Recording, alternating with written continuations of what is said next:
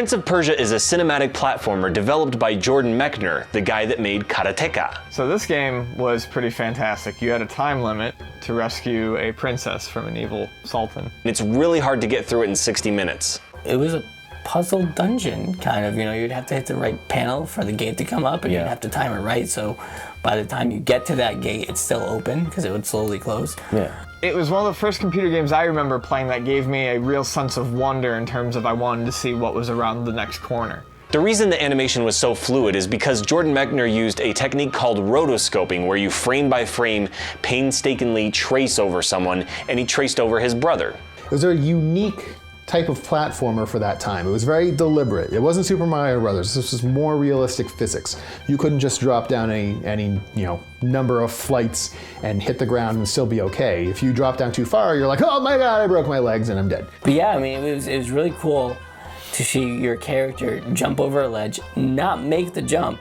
and fall to their death on a bed of spikes. Yeah. And you'd see the blood, and your guy all, twisted up on the spikes. It was kind of neat. While you had a sword, you didn't fight that many enemies. You basically had to figure out puzzles and avoid traps and jump pits. Although the game was a critical success, initially it was a commercial failure in North America, but it did really well in Europe and Japan.